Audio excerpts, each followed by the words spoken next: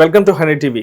మరొకసారి టాలీవుడ్ ఇండస్ట్రీలో సంచలనంగా లావణ్య గారు అలాగే మస్తాన్ సాయి గారి విషయం మళ్ళీ తెరపైకి రావడం జరిగింది. అయితే కొన్ని సంచలన విషయాలు బయటకు వచ్చినట్టుగా తెలుస్తుంది.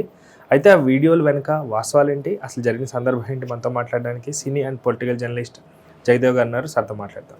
నమస్తే అండి. నమస్తే. సో మరొకసారి టాలీవుడ్ ఇండస్ట్రీలో మళ్ళీ ఒకసారి బగ్గుమండడానికి వచ్చారా, లేకపోతే అదే కథను మళ్ళీ తిరగతోడుతూ ఏమైనా కొత్త విషయాలు బయటకు రావడం వల్ల ఈ వార్త బయటకు వచ్చిందా? ఏదైతే మస్తాన్ సాయి అలాగే లావణ్య గారు, శేఖర్ భాషా గారు అండ్ లావణ్య అండ్ రాజ్ తరుణ్ గారి విషయం.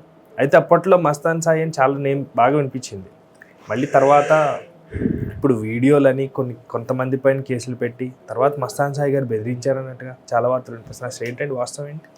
లావణ్య గారు ఏదైతే గతంలో ఫిర్యాదు చేశారు, రాజ్ తరుణ్ లాంటి కొండని ఢీ కొడుతున్నప్పుడు రకరకాల విమర్శలు, అంటే ఈవిడ ఇన్ని రోజులు ఊరుకొని ఇప్పుడు ఎందుకు వచ్చింది, డబ్బు కోసం ఇవన్నీ చేస్తుంది, ఈమెకి డ్రగ్స్ అలవాటు ఉన్నాయని. జనరల్గా డ్రగ్స్ వ్యవహారం అనిపిస్తే మాత్రం చాలా వింత పోకడలు. ఎట్లా అంటే, ఒకటి రిచ్ ఫ్యామిలీస్తోని, బాగా తెలిసిన వాళ్ళతోని, స్మార్ట్గా ఉన్న వాళ్ళతోని తిరగాలనుకుని తిరుగుతారు. కొంతమంది ఆ మూసలోకి వెళ్ళిపోయి అరే బాగుంది కదా ఎంజాయ్ చేస్తాం అనుకుంటారు. అయితే ఇక్కడ రెండు వెర్షన్స్ ఉన్నాయి. ఇంకోటి, ఆ అమ్మాయి డ్రగ్స్కి అలవాటు పడిందంటే అలవాటు చేసిన వెధవేవడం, లేదు నిజంగా ఆ అమ్మాయి అలవాటు చేసుకుందా. జనరల్గా ఎలా ఉంటుందంటే, అత్యాచారాలకు సంబంధించి ఒక రకమైన అట్రాక్షన్, ఇన్ఫాచురేషన్, దాన్ని ఎలాగైనా లొంగ తీసుకోవాలి. లొంగపోతే ఏం చేయాలి, మెల్లగా పబ్బుకు తీసుకెళ్ళాలి, ఎక్కడికో తీసుకెళ్ళాలి, ఎంజాయ్ చేయాలి, లగ్జరీ టచ్ ఇచ్చి మెల్లగా వాళ్ళు ఏదో తాగుతుంది దాంట్లో కలిపేసి అప్పుడు ఎంజాయ్ చేయడం. అప్పుడు తెలియదు, ఒకసారి ఎంజాయ్ అయిపోయిన తర్వాత ఎలా ఉంటుంది, ఇంకా అలవాటు. తర్వాత వాళ్ళు ఒప్పుకోకపోతే దాన్ని వీడియో తీసి పెట్టడం, బ్లాక్మెయిల్ చేయడం.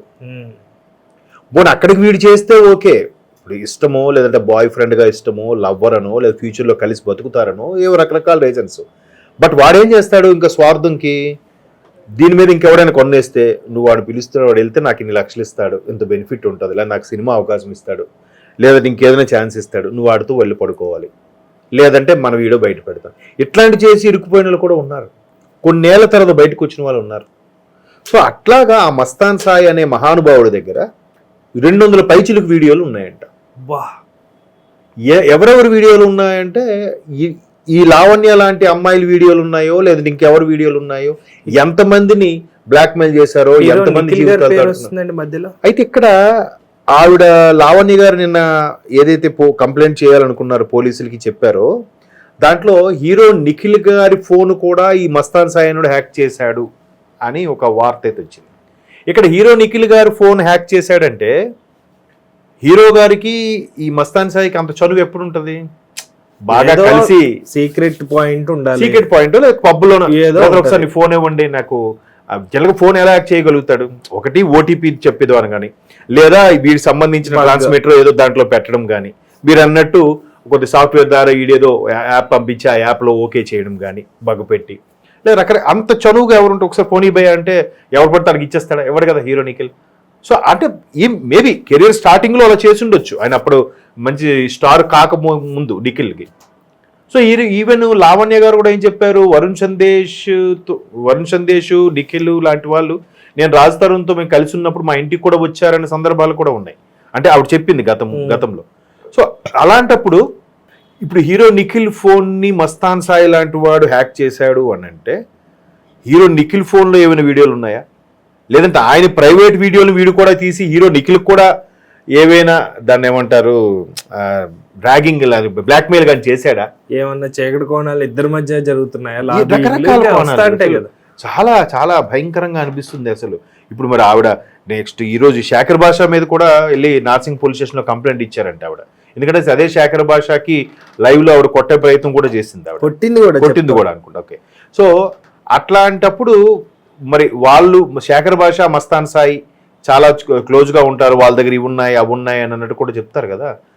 మరి పోలీసులకి ఆ ఆడియో లీక్స్ కూడా వినిపించిందంట. మరి ఎలా చర్యలు తీసుకుంటారో చూడాలి. ఎందుకంటే ఇందులో పెద్ద పెద్ద హీరోల పిల్లలు, ప్రొడ్యూసర్ల పిల్లలు అంతా మళ్ళీ కదులుతుంది. ఇన్ఫ్లుయెన్సర్లు ఉన్నారట, బుల్లితెర నటులు ఉన్నారట, యూట్యూబ్ ఇన్ఫ్లుయెన్సర్లు ఉన్నారు, బుల్లితెర నటులు. ఎందుకంటే ఆయన ఎవడో వాళ్ళ అన్నయ్యకి అమ్మాయికి సంబంధించి కేసు బుక్ చేయడానికి, అరెస్ట్ చేయడానికి వెళ్తే ఆ తమ్ముడు దొరికాడట కదా డ్రగ్స్ తీసుకుంటూ, ఆయన ఎవరు యూట్యూబ్ ఇన్ఫ్లుయెన్సర్ షణ్ముఖ్ శ్రీనివాస్ ఏదో ఆయన పేరు, ఆయన దొరికాడు. ఇవన్నీ ఎట్లా ఇవి ఈ డ్రగ్స్ ఇవన్నీ కొకైన్లు ఇవన్నీ? ఎందుకంటే నిన్న చూడండి ఒక ఆయన పేరేంటో తెలీదు, కబాలీ సినిమా తెలుగులో డబ్ చేయడానికి ప్రొడ్యూసర్ గా చేశాడంట ఆయన.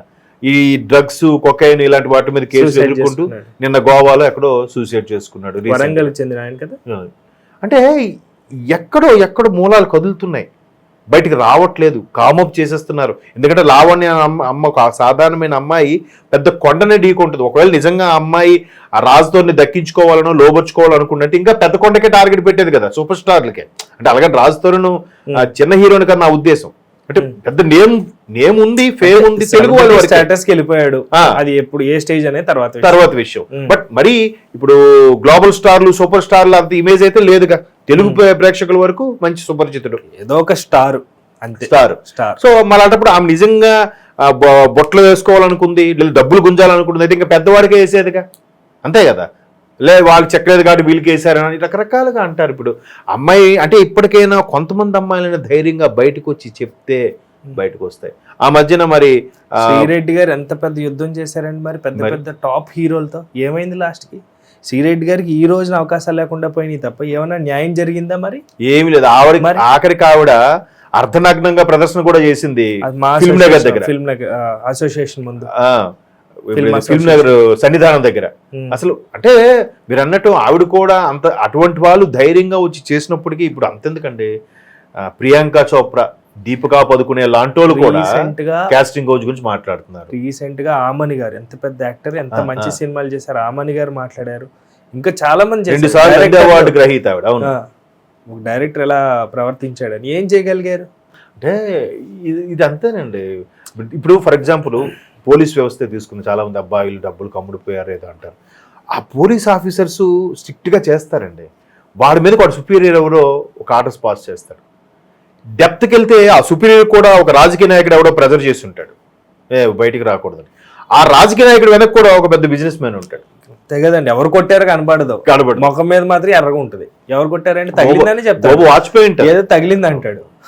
కాబట్టి అంత పెద్ద ఒక విధంగా మాఫియా అనుకోవాలా దాన్ని ఏమనుకోవాలో తెలియదు, కానీ ఆ ముసుగులు ఆ లొసుగుల్లో ఇంతమంది ఇన్వాల్వ్ అయి ఉండడము అసలు నిజంగా ఆమె బాగా ఫైట్ చేస్తుంది. రేపొద్దున ఆమె ఏం చేస్తారనేది తెలియదు, కానీ చాలా ధైర్యంగా అవన్నీ ఒక్కొక్కటిగా అందజేస్తుంది. ఇప్పుడు వాళ్ళు కూడా చర్యలు తీసుకోవాలని స్ట్రిక్ట్ ఆఫీస్ చాలా మంది మీరు నమ్మరు, ఉద్యోగంలో జాయిన్ అయిన కొత్తలో చాలా సిన్సియర్గా, చాలా ఒబీడియంట్గా, లాయల్గా చాలా బాగా పనిచేస్తారు. వాళ్ళకి తగిలిన దెబ్బలు, నీకెందుక, నువ్వెందుక, నువ్వు ఒక్కడే పెద్ద పోటుగాడువా, నువ్వు ఒక్కడే పెద్ద ఇదా, మాకు లేదా, ఇలాగ కెరీర్ లో స్టార్ట్ చేసానా, ఇప్పుడు చూడు అన్ని మూసుకుని కూర్చున్నావు, ఎందుక పెళ్ళం పిల్ల ఉన్నాడు నీకు ఇవన్నీ చూసారా.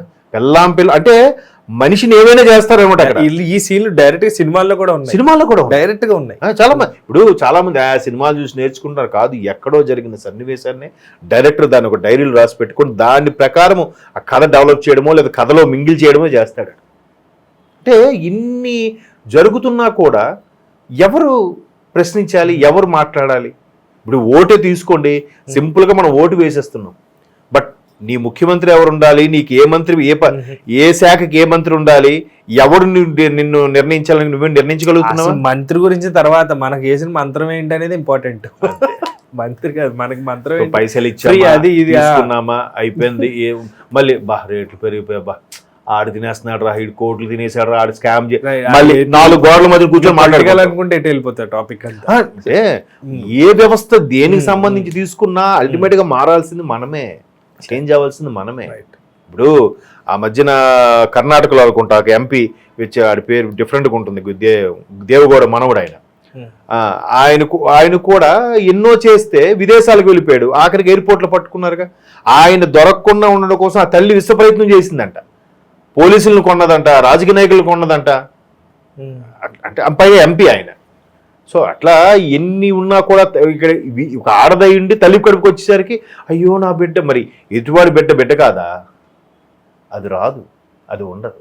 సో ఇట్లాంటివి జరుగుతూనే ఉంటాయి. ఇప్పుడు ఆ లావణ్య గారు ఎన్ని చూపించారు, గృహప్రవేశం సంబంధించిన ఫోటోలు, ఆయన పంచుతూ ఉన్నప్పుడు ఇవి పట్టు చీరతో కట్టుకున్న ఫోటోలు చాలా వరకు కలిసి ఉన్నామని, లేదంటే నిఖిల్, వరుణ్ సందేశ్ లాంటి హీరోలు మా ఇంటికి వచ్చారని ఇన్ని చెప్తే మరి ఎవరైనా ఎక్కడైనా మాట్లాడారా? ఎవరైనా సపోర్ట్ చేశారా? ఎవరైనా ఏ ప్రొడ్యూసర్ అయినా లేదంటే మా అసోసియేషన్ వాళ్ళైనా ఎవరైనా మీది ఇది బయటికి వెళ్ళింది మేమే సెటిల్ చేసుకుంటాం ఏదని చెప్పారా? లేదు. ఇవి మనం చర్చించుకోవడానికి ఇలా మాట్లాడుకోవడానికి బాగానే ఉంటుంది, కానీ మళ్ళీ అక్కడికి వెళ్తే ఏమీ ఉండదు. ఇప్పుడు ఆల్రెడీ లావణ్యది మర్చిపోయాము, మళ్ళీ నిన్న ఆవిడకి తెర మీదకి వచ్చి మాట్లాడదు కదా, మళ్ళీ గుర్తొచ్చింది. మళ్ళీ రికాల్.